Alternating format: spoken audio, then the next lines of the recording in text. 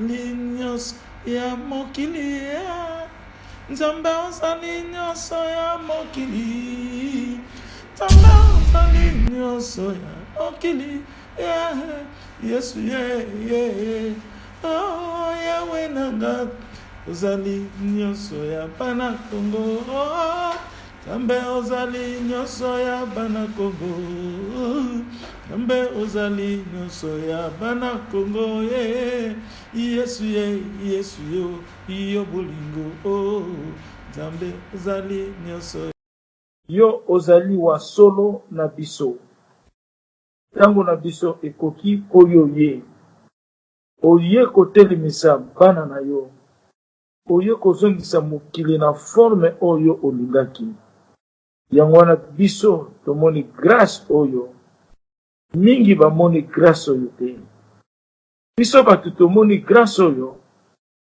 na bolingo na yo na nkembo na nyonso na maso tofungwama na mitema na biso tomizongisa na bolingo na yo po grâce oyo ekokisama emonisama Satan aza serpent tolingi tolanda yo Yesu tolingi Satana te Satan akosi mokili bambula na bambula yo yekolakisa ke Satan aza lokuta ya solo au nom de Jésus au nom de Jésus-Christ de Nazareth Hosanna, Hosanna, Hosanna dans les lieux très hauts. Alléluia.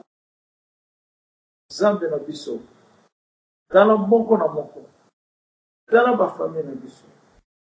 Tala bilenge na biso. Tala nyonso na quatre coins ya mokili. Na quatre coins ya chaque famille.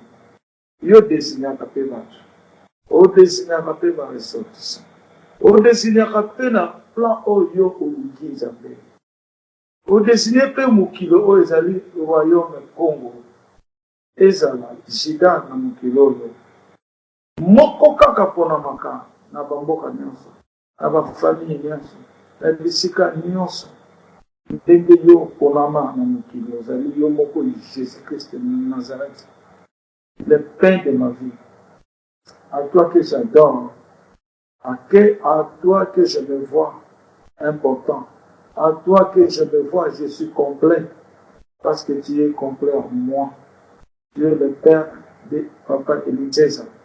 En vous que je me vois toujours, parce que vous êtes moi. Et vous voyez dans ton peuple, dans ta nation, qui est aussi deux enfants, parce que vous êtes toujours les papas des nations. Vous êtes les papas de tout le monde, même des arbres, même des animaux. Vous êtes leur père. Les animaux te considèrent le vrai père d'origine au nom de Jésus-Christ. Pourquoi pas nous qui nous sommes créés comme toi? Seigneur, change mon cœur, comme l'Écriture déclare, dans le temps qui arrive, nous porterons le cœur de l'Esprit Saint, le cœur qui est comme le cœur de l'homme, pas le cœur de pierre. Le cœur qui porte l'amour de l'Esprit Saint en toi. Seigneur, nous nous tenons en toi debout ensemble, afin que toute calamité soit brisée dès maintenant au nom de Jésus-Christ, que ta parole soit réalisée au nom de Jésus-Christ de Nazareth. Que ton amour nous couvre avec la joie qui nous présente que Christ Jésus-Christ est sur la terre vivant. Nous voyons que vous êtes venus vivants. Nous voyons que vous êtes venus vivants parce que l'heure est venue par laquelle nous devrons avoir notre grâce qui nous a été mentionnée depuis la création du monde. Seigneur, change mon cœur maintenant. Il n'y a que toi qui peux changer notre vie. Change-nous de la façon que nous ne vivons pas de l'autre côté de Satan, mais que nous vivons de Christ Saint Jésus-Christ. Que nous vivons des sanctifications de Saint Jésus-Christ, que nous vivons des modèles de Saint Jésus-Christ. Alléluia. Seigneur, change-nous, que nous devenons les enfants de Dieu propre, de Dieu pur. Pas le Dieu des étrangers, mais le Dieu, le créateur des cieux et sur la terre. C'est lui qui est Jésus-Christ de Nazareth. Merci, Papa. Change-nous pour cet enseignement que vous nous avez offert, que vous nous avez présenté, que vous nous avez réservé avant le commencement de la terre. Cet enseignement est toi-même qui est le premier cristal théologien. Donne-nous, change nos cœurs, afin que nos enfants aussi soient comme nous, dans le nom puissant de Jésus-Christ. Au nom de Jésus-Christ, au nom puissant de Jésus-Christ. Amen. Amen. Amen. Amen. Amen, amen, amen. Amen. Amen. Alléluia. Amen. Amen.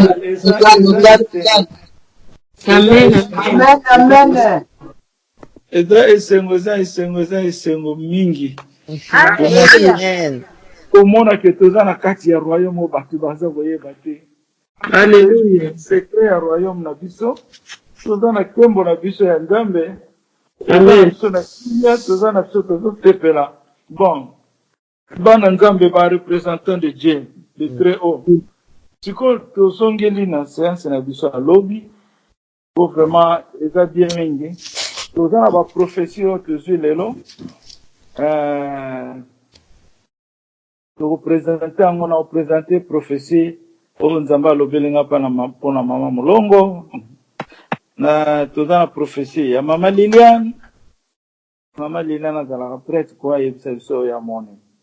Nde yango wana Nzambe azoloba na biso na bandenge ebele oyo toyebi te akokaka aloba na biso. Dieu nous parle dans le royaume. Ça, il faut que nous soyons vraiment conscients qu'il nous parle dans le royaume. Ozomona. Bon, tozongi na question ako tokende na prophétie. Tozongi na motuna munene tozaki nango lobi oyo tozobenga ordre. Ngai personnellement na méditaka na nga l'air nyonso. Ata nazoyemba banzembo Nzambe, mais je médite lola don nazo méditer. Na méditaka.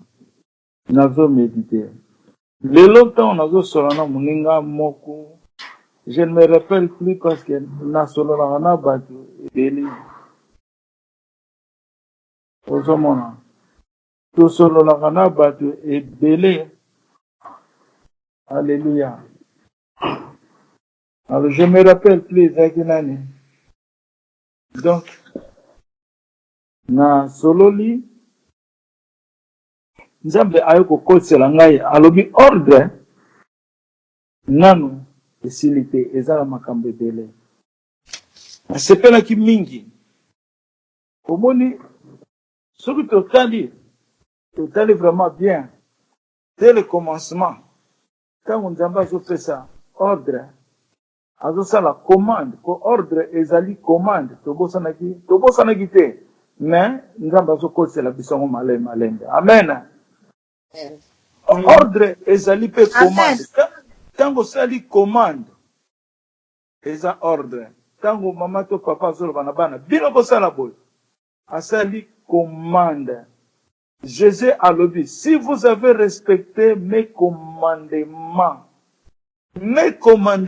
ezobutanamo commande. Si vous avez respecté mes commandements, vous ne devrez pas être comme ça. Votre paix devrait être comme la rivière et votre bonheur devait être comme le flot de la mer. Yango leza biloko Jésus afandisaki nga na mesa na table ronde. Atangisi nga Bible fongola Esaïe 48, versets 17, 18, 19 et 20. Okomona Yesu azoloba, si vous avez respecté mes commandements, kimia na bino elingaki ezala lokola mai ebale lokola lac rivière. Kimia, la paix. Sauf qui te respecte mes commandements. Les commandements. C'est ça la première parole de Nzambe na mokili. Quand asali makambo nyonso, il a commencé par commande. Commande. Quand alobi que le soleil soit, que la lumière soit, que celui-là soit, que celui-là soit. C'était une commande qui est ordre au nom de Jésus. Au nom de Jésus. C'est le commencement. Commande, c'est la parole. Donc, quelle source parole est mon ordre? Commande, parole, est un parole, parce que commande, quand il y a commande, je dis, je parle, je déclare, j'affirme, c'est une parole qui vient d'une commande. Commande. Commande est un ordre. Anubi loite, anubi commande, ordre. La Bible déclare, Ève na Adam va respecter qui ordre ya Nzambe te ya wana mokili kufa. Soki totali bien, nazoloba na bino ya solo, lelo tolanda ngo malamu, ego changer biso mingi. Tolanda ngo malamu, eza ba porte clé, ba fongola. Soko kotisi fongola, Nzambe alobi na nga likamba fongola. Ozomona, soko kotisi fongola. Tango tourner yango boy, ozo kanga oube osani. Orte go fongola. Donc tu as fait une commande. Tu as exécuté une action. C'est un ordre. Tu as fait une commande sous ton cœur. Nazo fongola porte. Ndenge papa Jacques Talo nanga. Nzamba zolo ba ke yo zali gaz. Donc expliquer ngana. Déclencheur. Déclencheur. Donc Nzamba zolo ba na déclencheur. Donc ce qui n'a neti moteur quoi. Donc ce qui n'a pas si fongola na ka tango na ko démarrer nzam. Donc na ça déclencheur. Donc ça dit commande. Quand tu fais commande. Donc ça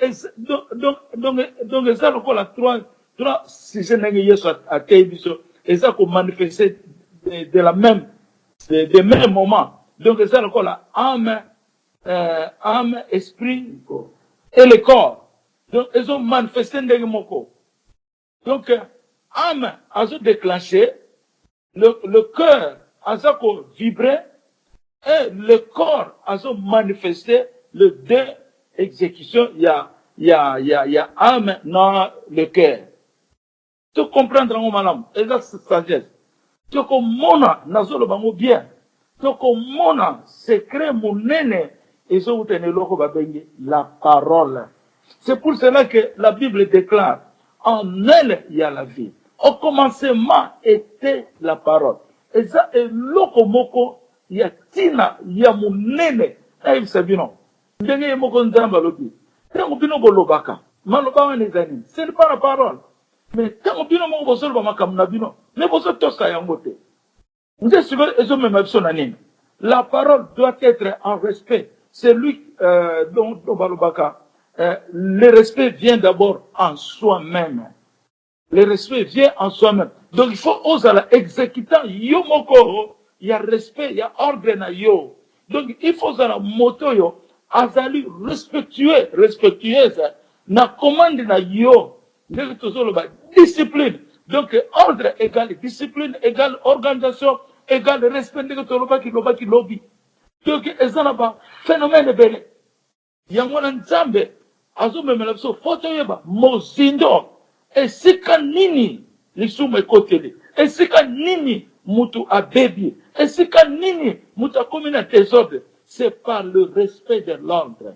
C'est par manque de respect de l'ordre. C'est par manque le respect en soi-même. C'est par manque le respect de la parole. Foto yeba mobia bande konangaye. Ozelo ko Nzambe a lobelinga ngona kati dangaye.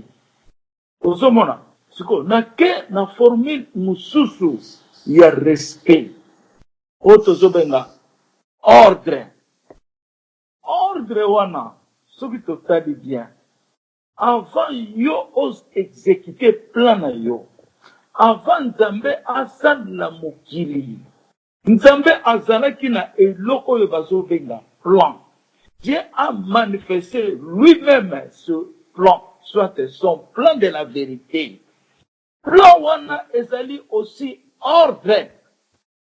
Tango Nzambe azosala plan na ye, azosala ngona ba différentes formes, différentes formules, différentes architectures, différentes mathématiques, différentes algèbres, différentes arithmétiques, nyonso eza na kati ya formule o bazobenga mon ordre. Avant ebima na commande, ebima exécuté, il y a un plan qui s'est déjà manifesté. Il y a un plan qui a été déjà pensé par lui-même, l'Éternel. Alors, les pensées de Dieu, comme la Bible déclare, les voies de Dieu sont quoi? Sont parfaites. Les voies de Dieu sont parfaites. Merci, Papa Ndama Pambolayo. Les voies de Dieu sont parfaites. Et la parole de Dieu est approuvée. Photo yeba. Biso photo lingi to koma lokola nzambe. To koma lokola nzambe. Toza la vraie bana nzambe. Toza la vraie bana ya Yesu Kristo. Tolata nzoto ya Yesu. Tolata ngo. Na pesa ka exemple. Exemple était la parole qui déclare dans la Bible. Nzamba zolo bana Jésus abengi oh Dieu. Il n'a pas déclaré qu'il Dieu était. Quand Yesu azalaki na ina likolo a déclaré qu'il est Dieu. Mais Nzamba yeko déclarer Dieu tango Jésus ayeko koma na mabele. Mais Nzambe ayebaki ke Yesu akozala songolo, akozala liwa de moi, akozala boye. Mais Nzamba déclaré tango na mute. Mais Nzambe ayeko déclarer ngo tango Yesu akopisi mosala na ye, akopisi mission. Nzambe a déclaré, tu as, oh Dieu, tu as haï l'iniquité et tu as aimé la justice. Donc, tango oboyi mabe, oyo nyonso ezali contraire ya malamu, oboyi mabe, refuse ça, tu acceptes les bons c'est la justice, là tu deviens comme Dieu. Amen. Kozala bonzambe ezali ndeza sainteté kaka. Sainteté, po toliki komitia différence mingi na nzambe. Nzambe azalaka na biso. Na ba formule nyonso ya naza na biso. Nzambe aza na biso na mai. Na kati ya mutu aza na mai 70%. Mutu faut utiliser mai au moins 70%. Kolia, komela, kosukola, à moins 70%. Yangona balobi mutu faut mela mai mingi. Eza na ndeko moko aki malade ake na hôpital, kanga komi na hôpital, abelaki neti cardiaque, me bayebisi ye obiki parce que omelaki mai. Yangona obiki parce que mai eza nzambe. Tozalaka na nzambe na ba formule ebele. Me toyebaka te yango na nzambe azoloba makambo nyonso bino bozokanisa na yebi yango. Oyo bozoloba na yebi yango. Ozomona. Donc parce qu'il est omnipotent, omniprésent. C'est ça le mot que j'utilise beaucoup. Omnipotent, il y a une limite, il y a une soukata, il y a une limite. Donc pour puissance na eza likolo makasi. Au monde, azali omniprésent, il est partout où il veut. Ozomona. Te yangona na zongi lisusu na mon ordre. Avant que na question to na poser ki lobby, na yoka tiango bien te question na ta na tuna ki abana ko tuna bino ba question na yoka ki mususu me téléphone nga awa pona na réseau pesa ki mamu ke mubulu. Siko tomoni eloko bazobenga arithmétique. Arithmétique eza lokola 1, 2, 3, 4, 5, 6, 7. Eza arithmétique. Eza mathématique. Sauf que l'on dit 1 plus 1 égale 2. 2 plus 2 égale 4. 5 moins 3 égale 2. Ezali ordre. Ezali ordre moko ekomi codé pour revenir biso na organisation. Parce que tant que ça qui formule, tant que na archive na yo, oyeba ke na archive na yo okoda ki ambo. Nde yango zoma na ba système bazobenga ba système électronique digital. Ezo utama na niveau ya mathématique. Donc eloko to koma kite lobby na niveau ya mathématique, algèbre, ezali nini dessin, designing, graphique, eza ba mot ordre. Donc ezozala ekomi na ba formule ndenge nini bokosala mituka, ndenge nini bokosala ba avion, ndenge nini bokosala ba création. Alors, par le mot ordre, je vous garantis aujourd'hui, avec l'Esprit de Dieu au nom de Jésus, avec ces mots ordre, si nous respectons les mots ordre aujourd'hui, on va découvrir plusieurs choses qui ont été réservées pour nous. Amen. Je vous dis la vérité, rien que la vérité.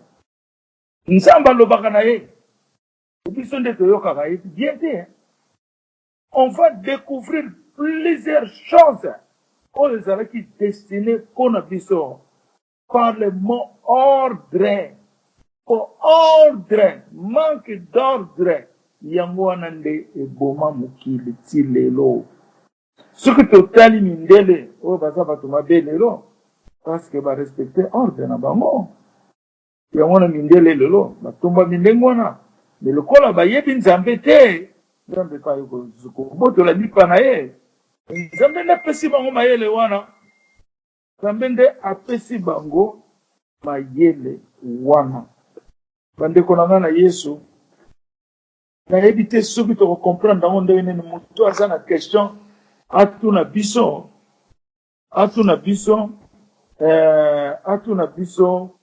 ndenge nini tokoki kosala, pour te comprendre, et loko ba bengi ordre, toko découvrir makambo ebele. Même ndoto ezali ordre, parce que ndoto eza parole. Ndoto ezali parole on nzamba pesio.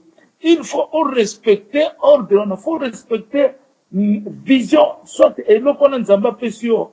Ko oyeba secret nango au nom de Jésus-Christ de Nazareth. Bon, na côté wana na topé minano na si to comprendre, na ina tuna question kuna te. Tokedaki na leçon oyo ezali les 6 déclarations ya royaume. Na tuna ki question na mama tete na te soki azali.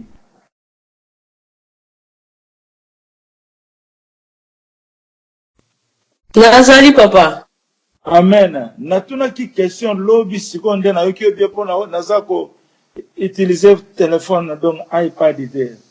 Donc na yoka kiyo bien ngolo na yoka kiyo bien te quand on a tuni question. Siko tokoki koloba les 6 déclarations ezo pesa biso symbole nini ezo pesa biso objectif nini na kati ya royaume les 6 déclarations mama tete o pesa ki ba réponse lobi na yoka ki bien te.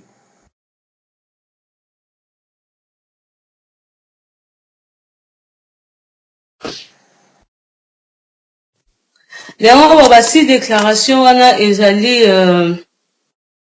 eza ba 6 points oyo ya nini ya toi la David. Après Eza ba 6 points oyo ya toi la David oyo ils ont représenté eza aussi représenté par les drapeaux d'Israël. Je crois.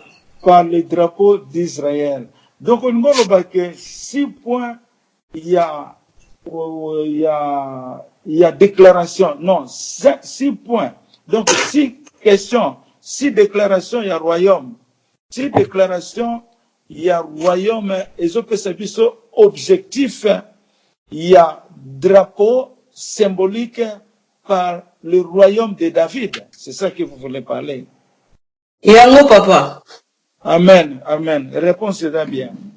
Réponse est bien parce que n'a qu'aucun pour ajouter encore les 6 points wana ezola qui s'habille sur Jésus-Christ. Parce que Jésus-Christ c'est comme on a Yahweh. Yahweh est en 6 lettres. Sur total création. Ordre la création est en 6 jours. Aux hommes. Donc, les 6 premiers jours, il y a déclaration. Zamba Sala qui mokili. Après, on peut maintenant, 7e jour. Donc, comme la 2e semaine, Zambé a tenu sur 6 jours qu'on a Adam régné. Mais, Satan a été comme ça. Mais, à comment qui n'a soukate, Jésus a été kokataye, kingo yangona jeda lobi. Avant le 6e jour, toutes les choses seront réalisées. eloko nyonso liloba ya nzambe ekokokisama avant 6e jour.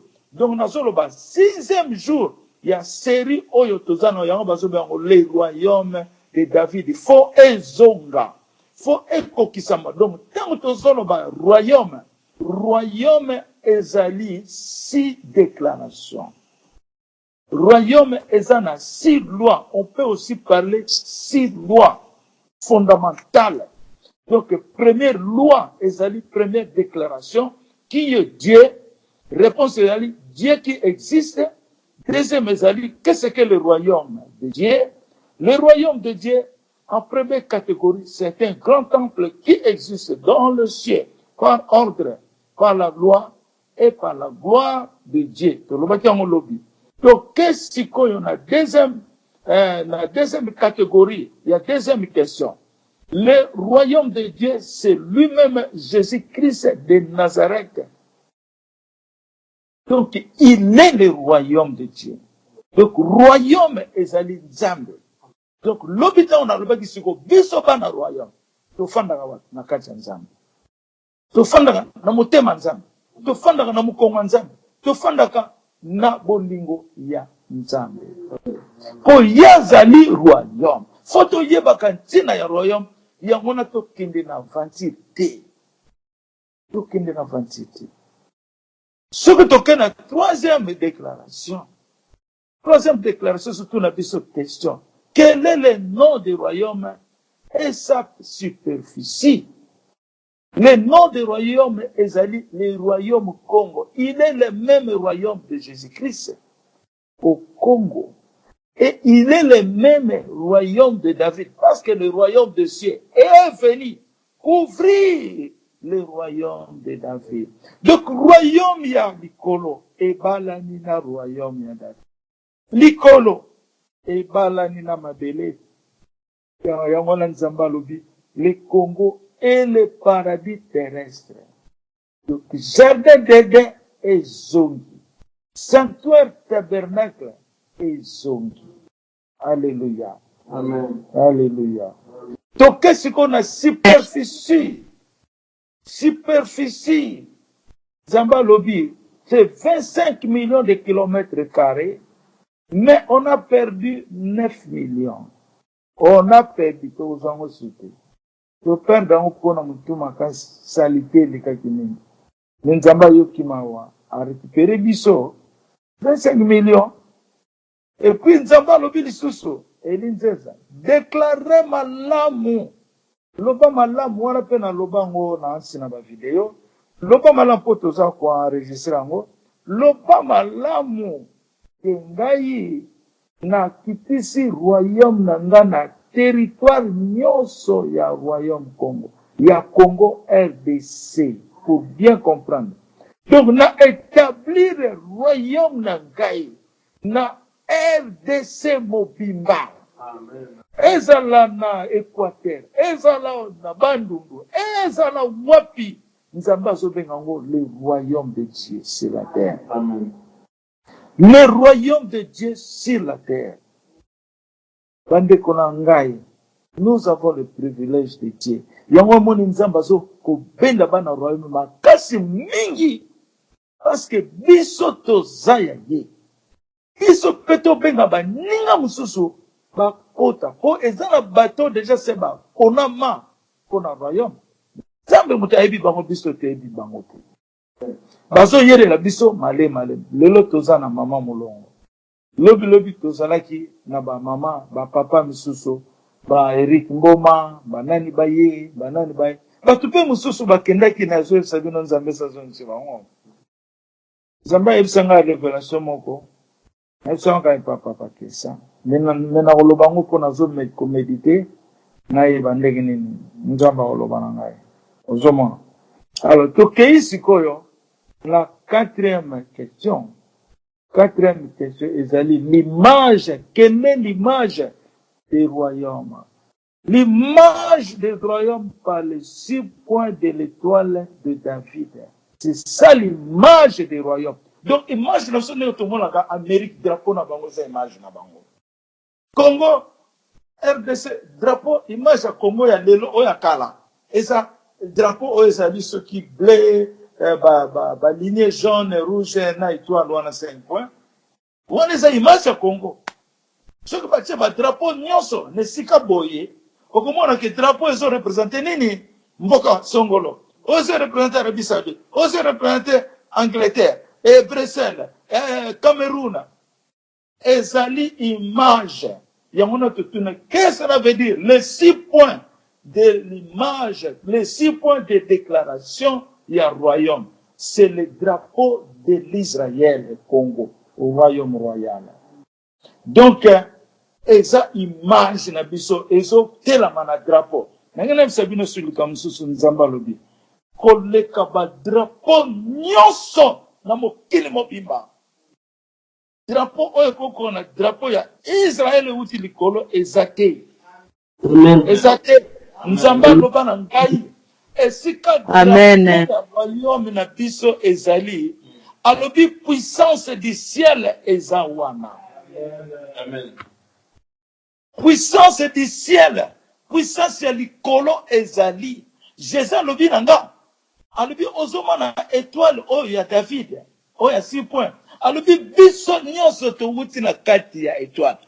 Ceux qui ont comprendre sagesse ensemble, c'est facile. Création et outil na 6 jours. Deuxième semaine, et ça sur 6 jours. Donc c'est toujours l'étoile de David. Il y a un moment David à Zoloba, Salomon. Alobi, il faut connaître le Dieu le Dieu de ton père. Il connaît sonder le cœur. Alobi lisusu na bandeko na ye na bana Israël. Alobi, mon Dieu le Seigneur a parmi mes enfants, j'ai beaucoup d'enfants, mais le Seigneur a choisi mon fils Salomon pour le faire s'asseoir dans le trône de l'Éternel sur Israël.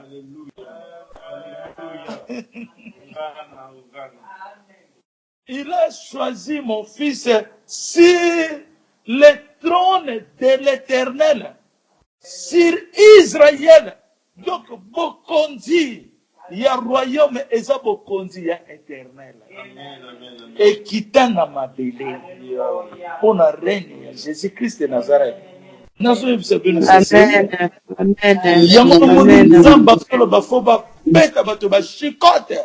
Kobo sakani na yoko yanga bi moto abandi ko loba bo yoka ka yete ndenge nini ko liye ke Matthieu, Jean, Marc po yebi pe Marc na Jean.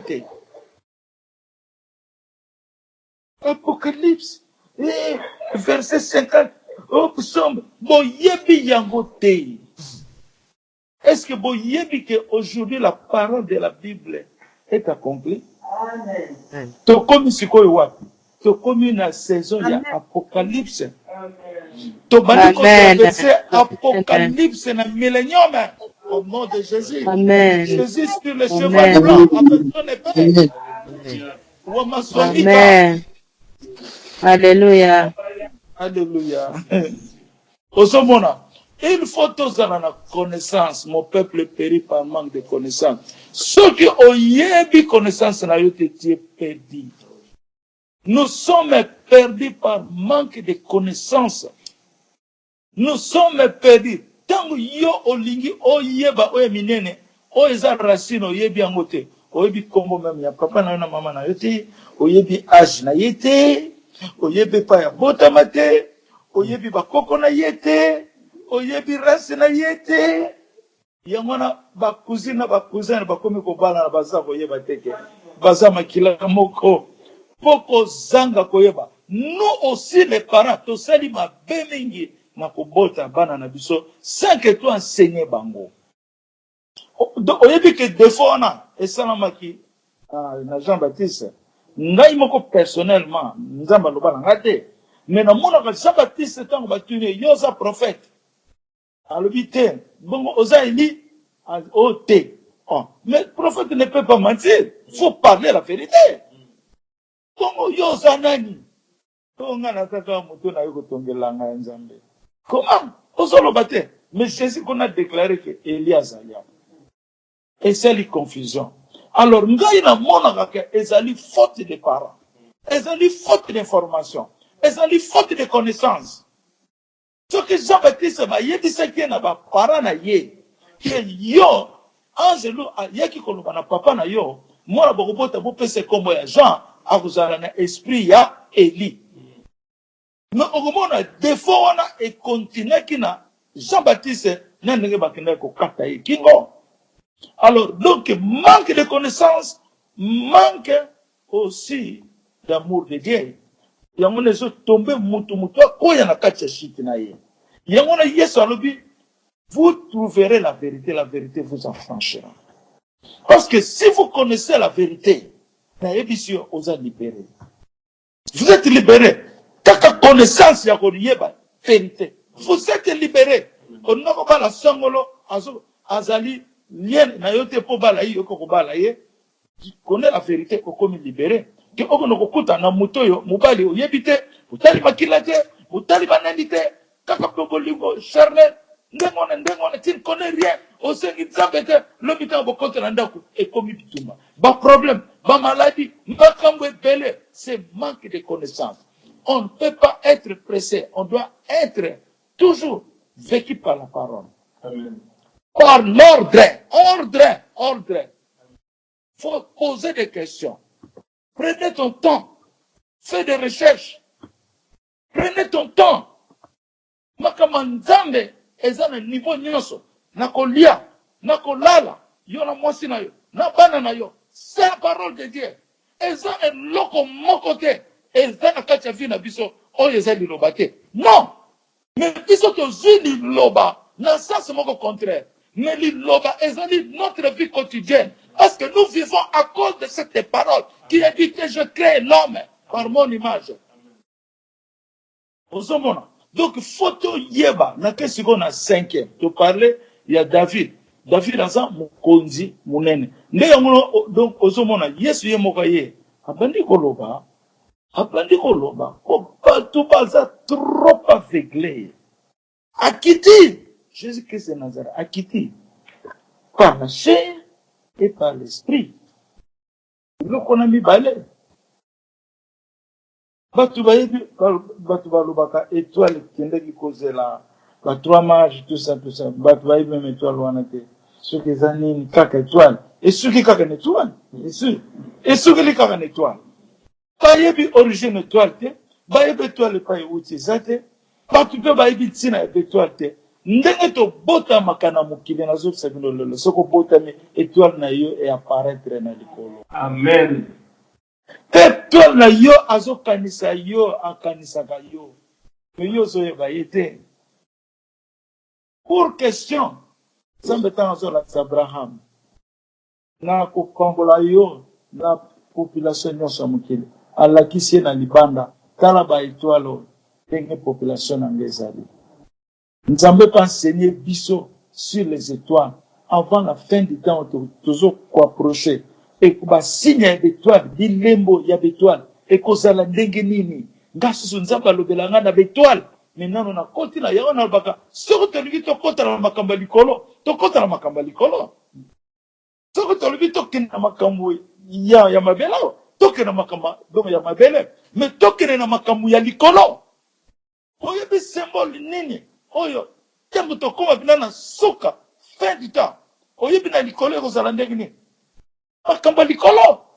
Eko pesa biso signal ya likolo. Signal wana la seke, fin du temps ekoki. Signal wana bana nzambe na ba oye bango. Amen. To yebi secret wana. Signal nini ko lakisa na front ya mutu na mutu tamba angelo bazo ko zoba. Eza nini? On ezali na transition na biso. Ozali na 6e déclaration. Vous savez pas ma vous savez nos connaissances. Mouton a la connaissance à cause de la pauvreté. Mouton a la connaissance ne peut pas être souffrant. Pour avoir connaissance, pour connaissance avec la sagesse. Ozomona, toke na 5e. Quelles sont les qualités du royaume? Oyo, nzamba le velaki. Nandeko na biso nani Prince André, quelles sont les fonctions du royaume? Quelles sont les fonctions? Quelles sont les qualités du royaume? Sa réponse. Les qualités du royaume sont trois. Par son règne, par son autorité et par ses fonctions. Est-ce qu'il y a un autre temps, papa?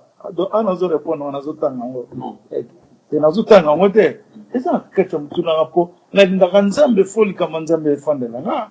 Pour yangonde sa protection nangai.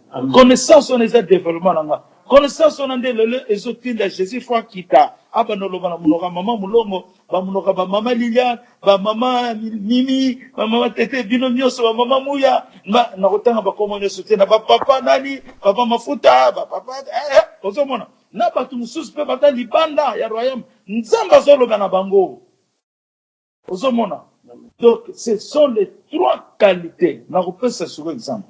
Les trois qualités et lingi kolobanini. Ezali bilembo oye kozana na mabele oye kolakisake wana bazaya nzambe. Wana ezali gouvernement nzambe kité. C'est par ces qualités. Règne. D'abord, quand on dit de règne, Jésus Batuna qui est. Donnez-nous une prière en exemple. L'acceptation de notre Père qui est au ciel, que ton nom soit sanctifié, que ton règne arrive. Règne arrive. Na le roi là Jésus qui règne na nous eyete. Batuni Jésus avant à matana likolo na disciples. Est-ce que vous allez restaurer des royaumes? Alors vous n'avez pas, ce n'est pas à vous de poser cette question à ce moment. Ce n'est que le Père qui a l'autorité. Répondre à cette question. Donc Jésus a connu que l'on loko oyo papa a l'obité. On a qui n'a la chair. On se mona. Mais le royaume est zongi. Tant que Jésus accomplit toutes les missions. Tant que son bimela ba porte, ba disciple a l'obité. Na zui autorité ya likolo pe na mabele. Na le roi Nzambe a déclaré le roi des rois. Amen. A déclaré mokili mobimba ekomi na contrôle na ye. Et loko le père jusqu'à kaka a récolté ba ennemi na se ya makolo ya Yesu. Et c'est au sali ba vidéo ndenge na mona ka le père azo kombolela ngai salité na lupango. Salité on les a ennemis. Ozomona. Donc les qualités de ce royaume et qu'on y ait na bilembo oyo tolobi règne yangono bozomona ngai l'air nyoso na mona kana cheval blanc de yangono ezalokola logo na biso na royaume cheval ya pembe asimbi pebo ngai elinzeza c'est le même Jésus-Christ de Nazareth avec un cheval blanc. Ce cheval ezali phénomène ya règne oyo tobengaka gloire kembo règne. Épée ezali symbole ya autorité. Ozomona. Donc akosala musala na ye ndenge loba makina liloba. Liloba eko ratete eko zala accompli et ces zala accompli. Ce sont les qualités par son règne, par son autorité.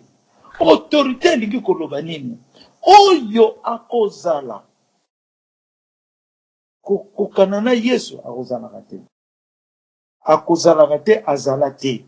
Parce que Jésus est celui qui est. Donc, la première déclaration, Jésus est celui qui est, qui existe.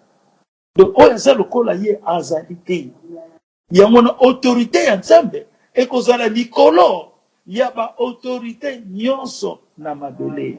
Il y a une je suis venu sur Emmanuel de planter une seule autorité. Na ye à partir de Molimo Santo pour na planter autorité, planter. Je suis venu sur Emmanuel de planter, de colonna, planter n'ingéloba opposé, mais colonna et continue sama belle et fandi et sili. Donc ma belle commis dominée par l'autorité de Jésus-Christ de Nazareth, au nom puissant de Jésus-Christ de Nazareth. Il faut te comprendre tina ya déclaration. Bande konanga na Yesu. Soki yo lingi batungisaka Yesu na butute na mandoki.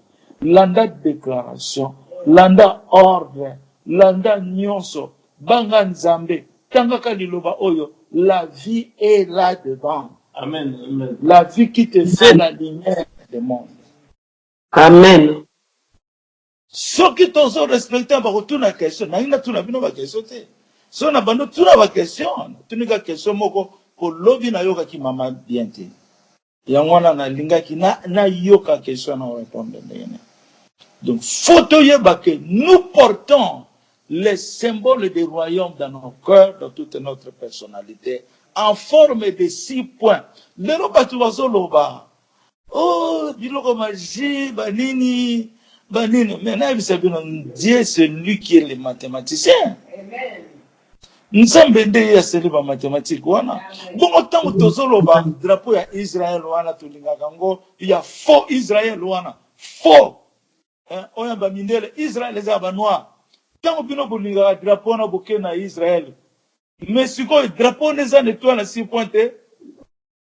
Muni ignorance bozana ngo. Boko finga ngo na ba télévision na bino. Bosa ko critiquer symbole. Et loko ezalaka ya malamu ya Nzambe Satan atelemela kango. C'est toujours ça. Satan a copié atelemeli yango na ngoloba. Na étoile côté eninga na ngote za noka symbole. Pona ko la seke biso toza songolo boy. Bongo na yo mutu oza démon humain. Yo mutu bomaka batu, olokaka batu, yo so détruire batu, songi, eza kaka yo, makambo mabe, eza kaka yo zali mutu, soki to tie yo na étoile wana neza na kute bembe, fanda nango, symbole, yo mutu, yo loba kozo sala bakiso, nani eza mabe. Yango no moni Yesu tango balobaki na yeke, ba disciple na yo bakende toilette basukola na maboko te. Ya lo bibino yango nde bomoni mabe, masumo bino bozo sala. Bozo tala ngote bokorisa kangote na mutakine na toilette asukoli maboko na yete do bino boyebi ke nzamba sala bino ko mususu na kati ya libumwana eza purifiable. O bino bozo sala ya mabe bozo tala ngote bozo tala kaka muta asukoli maboko te. Vous voulez contrôler les autres. Moi ça sala ki ndumba to lapide ye na kati na bino nano asala lisumute. Tu vois? Donc nous sommes là pour juger le mal. Nous sommes là, ce n'est que pour juger. Juger. Vino basala nzambe. Ezali kaka ko juger kama be. Oh yeboy. Toujours ça. Vous ne priez pas pour le mal afin que le mal soit changé. C'est que vous faites faire des publicités pour chacun d'entre vous. Yazali bienté. Toi tu es exceptionnel. Toi tu es bon que les autres. Yo mokozomona. Oh ezana lisu na yote. Ozomona kaka yabaninga. Tosangana penalty. Tosangana. Batalaka Yesu alobia. Batalaka ba evre ya batu. Na bezaleli na bango. Ezana oyo tozoloba te. Mais na bezaleli. Na biso. Tozana 10 ans ya expérience na royaume. Lelo tozokenango na 11 ans. Et puis avant nazala musulman. Ba musulman basoko benga kuto. Angelo. Avant nazala chrétien. Nzamba yoko lokutangai na ba musulman. Avant na koma chrétien, ba musulman onasaki na bango. Mais na yibinga koloba te. Na ba Uganda wana tango na soleka. Na kozalaka butu moi na mosquée prière. Okutu na kokaka lelo susute. Donc lelo tellement buki nga mingi. Bozangisi nga même na fois ya kosambela. Po turbulence leki mingi. Ozomona. Donc il faut to yeba. Quelles sont les qualités du royaume? Parce qu'on y a la biso, la force et la qualité na biso. Et pas yozali tie intouchable. Nasa ko yebisa yo. Et ça c'est comme ministre moko a défendre yo, ba défendre na président na bino. Non, tu as l'Esprit Saint qui est Jésus-Christ en toi. Il faut te défendre. Amen. Et ça dit qualité du royaume. Par son autorité, na butu okotambula ndenge olingi, otamboli okomata ndenge olingi, okosove bato bazana. Amen. Butuka okotambula ndenge olingi, okosove bato bazana avion. Parce que toi tu es la lumière. Alléluia. Toi tu es la lumière du royaume. Amen. Les qualités de ce royaume. Les qualités de ce royaume. Les qualités. Il faut nous respectons l'ordre d'abord. Respectons l'ordre de la parole de Dieu. Amen. Respectons la loi de la parole de Dieu. Amen. Afin que nous embrassons la gloire de Dieu. Amen. La gloire vient quand nous respectons l'ordre et la loi. Amen. Là, la gloire vient. Gloire est une joie. Amen. Okomona kembo na Yesu. Olobi ke ngala zalaka na Yesu.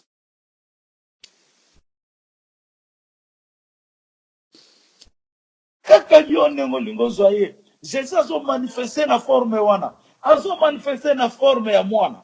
Azo manifesté na forme ya mwasi. Azo manifesté na forme ya mubali. Ces trois formes.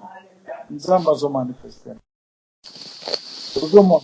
Jésus a lobi soki bolingi boye bandenge couple mariage ezalaka. Botala ngana le père ndenge. Alléluia. Donc, a manifesté que moi aussi devant le père. Azali fils du père. Parce qu'il respecte le Père. Il ne parle pas rien que le Père. Il est toujours attentif au Père. Il voit que le Père et le Père aiment le Fils. Donc il faut tous vraiment nabosser tout dans la makambo mukilité. Makambo mukile exactement. Na kesi koyo na sujet autre kobenga. Sixième déclaration. Sixième déclaration est allée dans 12 amendements. 12 amendements est à beaucoup. La loi fondamentale ya royaume uti likolo ya mezo kita. Nanu to kopi na tovanda nukaka na constitution, transition, to koti pe na mariage. Parce que mariage est une clé fongola moko malamu mingi. Tokomona ke tokokoma plus élevé koleka mokili mobimba. Bato baya kobombaka bambongo na bango, babia na bango, bana na bango baya kotanga ka États-Unis. Nzambe abenga yango l'arbre noir des États-Unis, c'est ça le Congo. Amen. L'arbre noir des États-Unis. Nzete ya mwingu ya États-Unis, c'est le Congo. Ça sera plus élevé. On a une superficie de 51 millions de 25 millions de kilomètres carrés. Donc, Cameroun, on est comme Congo, Zimbabwe, temple le sous non, c'est ça Congo, Afrique d'ici, non, c'est Botswana, tout, c'est Congo. Amen. C'est Congo. Amen. Alors, non, so, royal congolais, soit israélite, bien que nous sommes Juda, qui est principal, il y a ma appelé. Amen. Donc, na yango wana to kende mingi te photo bomba pe ba makambo susu o ezali très important. O yalaki to sali révision ya makambo to lobanga na biso mikolo nyonso. Ne sengeli siko to lobanga so na bosembo ko yango eza kolia na biso ya mokolo na mokolo. Video ya mokolo na mokolo. Video oyo mama siamo na nani na Gloria et puis na lobaki ba video na biso sa Gloria ko ebando na YouTube ça ba tuba landa ndenge tozo sala ba débattre ne ba enseignement ya liloba poto comprendre en bien bon na ina kende sur na point mususu na eka pas mafuta zolo bawa et un point moko bien na sambeli deux personnes baza mibali. Assemblée deux personnes baza mibali.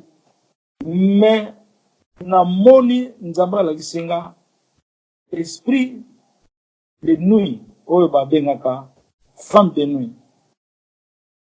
Femme de nuit parce que na assemblée la kipona mibali. Donc au moment nazo prier esprit de bazo benga bango ba femme de nuit Jézabel ou ba esprit wana eza kaka prika Jezabel yango moko eza sirène yango moko baza na ba nature na bango différente pe yango moko me baza ba esprit moko très dangereux d'autres parce que ce que kotio hein ezo senga vraiment oko la fina mobimba obali pe me esprit wana ezalaka na yo. Je vous dis la vérité. Eza baza ba esprit moko bimaka matin na bato facilement. Faut faire attention beaucoup, faut faire attention. Faut beaucoup faire attention. Là, on n'a pas ma fouta. Mais là, on a eu qu'on soit leçon et si on a péché, on mutazo ça là. Et ça font la bas porte, la bas esprit en démon et au fond dans la banzot on a besoin. Cause du péché. Bisumo. Et ça permettre que yo osala habitation. Il y a des démons. Et puis, les démons, ceux qui sont côté de la carte, au coco semble au nom de Jésus, mais c'est grâce à Nzambe. Au coco fond, 20 ans, 25 ans. Et ils ont dénagé ma mariage belé, je vous dis la vérité. Naïbi, moi, ma connaissance n'a pas esprit wana, au Nzamba Ibsanga. Abi, mouton, en esprit wana. Ceux qui alingi asale la yo likambo malamu. Esprit wana ekobare yango pona asalelo likambo malamu te. Donc elle est là toujours, l'esprit est là toujours pour opposer les biens de celui qui porte cet esprit. Même que ceux qui vont comprendre ngai. Pour ceux qui te dit que ne n'a pas jamais d'esprit, tozali, toza côté wana, tozali côté wana. Ozomona. Et ça, l'esprit moko, ceux qui m'ont côté yango, faut faire attention. Donc, yangona et sengeli, tous à la bana ya royaume, ya solo ya Yesu, parce que c'est lui qui est le grand royaume. To fandi na kati ya motema na ye, na libumu na ye, na mukongo na ye, na bolingo na ye, esprit moko te ekoya ko demeurer na kati na biso tant que Jésus a royaume. Amen. Amen. Est-ce que tu peux comprendre yango? Amen. Amen. Amen. Yangwana Nzambe azoloba. Yangwana Nzambe azoloba. Tout ça la repentance. Repentance eza na banzela ebele repentance. Mais kaka na méditation nanga na ye ko découvrir que tango to sala ka repentance to longoli mabe pasalité pe mingi esukamaka na nzoto na biso. Amen. Ba esprit mingi elongwaka tango sali repentance parce que esprit wana ndezo tinda yo za na kanda esprit wana nde tinda yo olinga muninga te mais siko tango sali repentance esprit wana mo efande pa na weza sauter na pesa mo exemple comme Nzamba ayebisa nga pe na viva ya mwa solo na témoigne ngo pe bino Nzamba loba na ngai pa yo zolala ezalaka salité te na désordre te. Alors, ceux qui ont bilamba na yo, ozo classé en bien te, ça na désordre. Serpent on a offanda. Même pas serpent on a offanda. Mais quand on a qui on exige, na bongisi, je me suis na lali. Oh, mais nazomona nyoka. Asa na côté ba bilamba pour désordre moni so na ndako. Taraka ba famille ko somba bilamba, o sombi bimakate. E bimakate kaka ekotaka, etondaka. Moi yo classé ça sous-souté et comme il dit et puis bakate et comme kaka yomo kaka mona kozana bilamba kaka na ndako na ona bana no batu msusu ba mona kate kaka yomo ko okoma égoïste au lieu kabaka ou bien teka na yo kaka yomo ko o changer pe attention ko changer vali et comment miser na kati ndako mais quand on tient désordre yeba kapie que ba satan ba ko ya ko fanda aso bisa bino solo ngase na vivre ngo. Donc, depuis que nous avons une famille, quand nous avons une chambre, chambre, nous avons bien. Chambre, nous avons une lande. Nous avons qui na butu. Nous avons kabate. Nous avons kabate kabademo. Nous avons kabate kabademo. Seigneur. Et qu'est-ce qui se passe? Nous avons l'obi langa. Aux alakana voisins ya bademo. Bademo basa ba voisin na yo. Ba démon basa ba voisin na ba démon basa ba voisin na nga nazo so na Nzambe ba démon basa ba voisin na Nzambe oui basa ba voisin na Nzambe lubi na nga kende okomona chambre no ya suka kuna ende okuta bavazano baza kuna natelemi mpe na kei nekokuta mpe bana mike bato mikuse bana mike balobi welcome yaka mwana wana azoya sikoyo nasime na etona lokoka na nga nasima mwana nga mwana aza demo me amibimisi na ndenge mwana moke bavoisin basepelaka na bango na ndako na nga ndenge nasima ya bose nalobi demo keva nalobi nom de Jésus nalamuki nalobi lobi putu ekokoma te ifo na evacuer eloko nyonso eza na bachambre ya bana nabengi oyo mwa mokolo nayaki ne mpo kuna azalaka na bana mibale oyo ya mwasi babebisa ndako babima na bango babebiselanga ndako babima tina kava nalobi nakolala te nakozwa pongi te mpo natungisa mingi na butu fo na bana yebi loko nyonso eza na ndako nabengi bana nga na mike wana so bandi kofu kolongola kotya na basashe kolongola bilamba nake kodécouvrir drapeau ya nyoka aza lokola ngandobo ya dragon adécouvrir drapeau ya rouge ya dragon ngabi wa donc bana ndenge batambolaka na bango na bamasa na bafeti na banini oyebi ngati na drapeau moko eza symbole satanique donc nazwi drapeau wana nazwi moto nake na libanda kuna na balcon kuna natumbaki yango nasukoli ndako nabongisi nakotaki na kimia yango wana ozomona ke désordre ekotya mpe na désordre na makambo na yo osambelaka nzambe ayokaka yo te po nzambe alingi yo ozala saint ozala na ordre orespecte famille na yo bato bazaka monoko tatatata eza désordre tu deviens comme un perroquet nzambe alingaka ngo te tala oyebi nayebisa bino oyebi nzambe azoloba na biso jésus christ nazareth oyo eza nga moko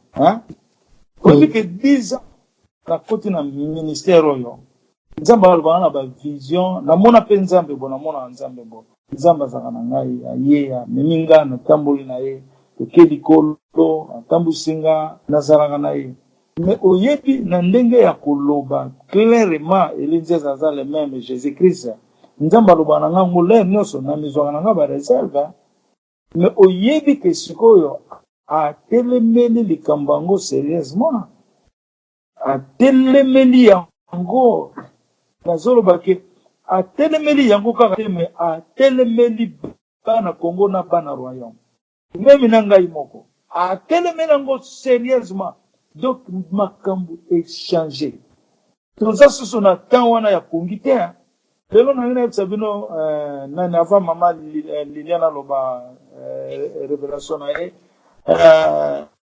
lelo nazomona nzambe azoloba na ngai mama molongo ayi ko positionner biso na royaume ayi ko telemisa biso bien totelama me totelama bien te namoni azobongisa azokanga namoni azokanga chemise na nga bien ekangamaki te babuto mosusu ekangamaki te abandi kobongisa chemise abandi kofixe ngai tina se zala propre ozo comprendre parce que nzambe alobi aye ko positionner biso na royaume donc nzambe atali oye alingi a positionner biso c'est lui-même Jésus Christ mais aye tokomona makambo ndenge okende rapide tokomona ngo eza bolingo munene na nzambe donc nyonso tu eza kaka plan ya nzambe eza kaka bolingo ya nzambe ezalaki prévu comme ça ayebaki banani ya kotouche po nzambe asalaka oyo alingi na bato mpe oyo ye alingi Amen. jalousie ekotaki na satan mpo na nini nzambe aponi mabele koma motu lokola ye nzambe mpe si jalousie alors faut faire attention mingi eloko nyonso fo toloba ke cela soit fait par ta volonté. Donc tozalaka vraiment na baarrière mabe te parce qu'il connaît nos pensées. Na mosusu ya yo ekoleka ya mama molongo tu ne sais pas Donc, photos, on a vraiment très, très attentif. Et puis, et là, on a un loba. Nzambe azwaki silence ya koloba te. Après 11 ans, Nzambe abando loba ba Congolais tu ba komo yokaye. C'est Dieu de l'Israël qui parlait. À un moment, Israël, c'est lui qui commence à parler. Botala ndenge Nzambe azo aloba na tango ya Israël. Lelo Nzambe azo loba likambo ya Ésaïe 45. Alobi, nous sommes au moment de l'Ésaïe 45. Donc, comme il attend, il y a Apocalypse. Bato batanga Bible, ceux qui bayibi na yibite. Yango moni ke toza soka na kimia, toza na humble. Bato bazo loba trop. Eta di bango, na Nzambe na bango. Mais ba prophète ya Baal, donc ba komona naka. Eza kala mingi te. Donc na mukili ba koyeba ke ba prophète ya Baal bazi bele ba prophète ya Baal wana. Bazi bele penza. Mingi batengi misi bana ya Nzambe. Prophète ya Baal. Donc lelo ndeko moka beanga Paul bana prophète. Oyo moka lobela ka ya sano débat lelo na lobeli na lobele mo ete bifa oluka ya solo nayo. Quand ça na tina sona ngaite aso na ponani. Nzamba déclarer Tiffany oya yambi ngai. Mama Marceline a reconnaître ngai yamba ngai. Congo soki mibali ba yambi ngai te na ba homme de Dieu. Moi ça motute moi sinde na bota mukilo. Moi sinde ya bota mukilo. OK soki moi si azate aussi maté. Mibali pe ba oya. On a na bango ba mibali. Papa mafuta mobali. Papa Christian mobali. Ba yamba nga déjà kala. Ozomona. Donc yango na ndeko ba. Tozala na biso na kimia Nzambe esakokisi lolaka na ye. Bon, Maman Liliane. Maman Liliane, ya kopesa biso prophétie oto tala ndenge Nzambe azoloba mpona likambo ya ko frapper chicote eza blague te. Nzambe alobaka yango jour oyo na osi kosambela na mama mulongo. Alobaki yango tellement nga na registraki yango na retard ya ba 2 minutes. Mais Nzambe alobaki même na New York Tour Eiffel nani na New York le statue de la liberté. Donc akopanzango Roosevelt akopanzango akena France Tour Eiffel akopanzango to bande ko sekete mama mulongo hein temple na Jésus Amen. Sikoyo Mama Liliane pe ayoki oyo Nzambe a confirmé lelo. Bon, ngai nazoloba en vérité likolo eza na mai na likolo eko kita grave. Bilembo déjà c'est bani. Mama Liliane mami a pesa biso révélation na ye na komaki yango awa comme ça na ozong saliloba. Na wazala okamba.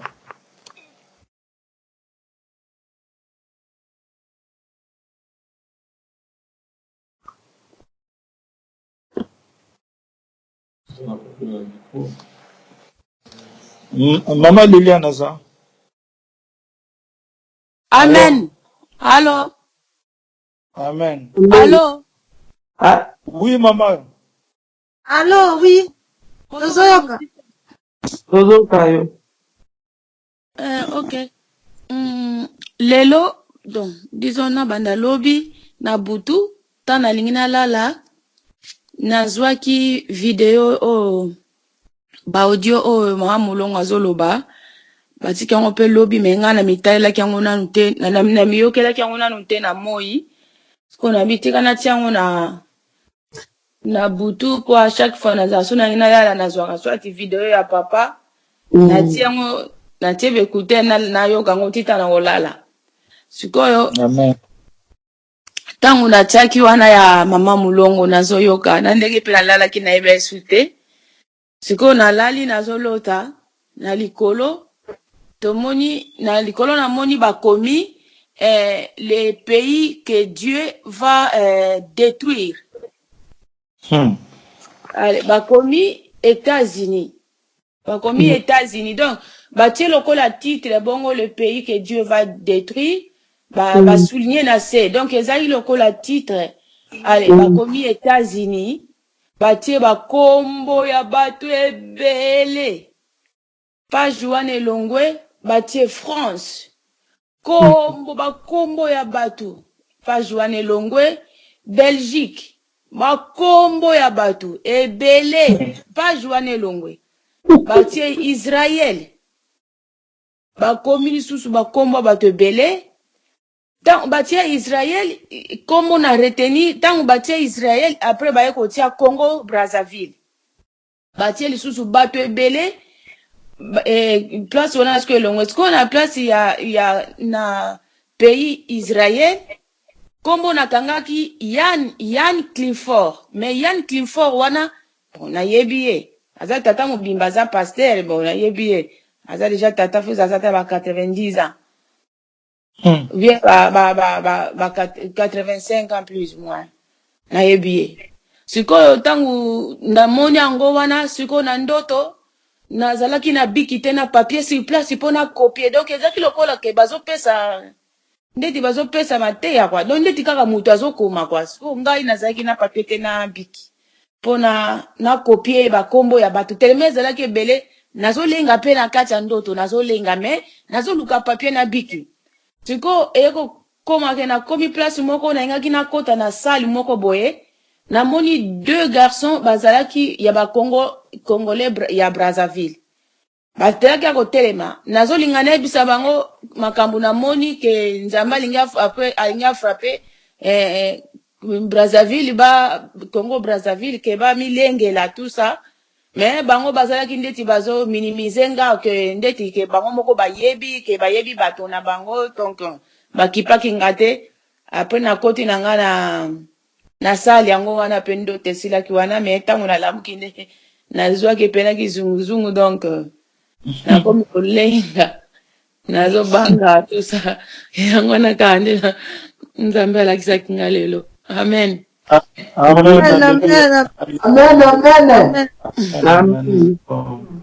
en tout cas nakanisi lelo topemi wana bosala ba révision oyo toloba bo continuer ko méditer et puis to bosana te to continuer ko sala repentance pardon to changer ba vie na biso to longola hypocrisie to zana bolingo makasi to sambela pe pona ba parents ba famille pona Congo nyonso bolingo ezala nzambe déjà sa libéra Congo pona to sambela susu nzambe libérer Congo l'air wana c'est le cas déjà o déjà plan eza consommé déjà plan ezo manifesté et loko toko sambela eza bolingo nzamba changer mitema na biso toza na bien batu pe ba mona kembo ya Yesu po mingi ba mona ngote bon au nom de Jésus-Christ de Nazareth nazo nsili loba na mokambi wa Nazareth ko kamba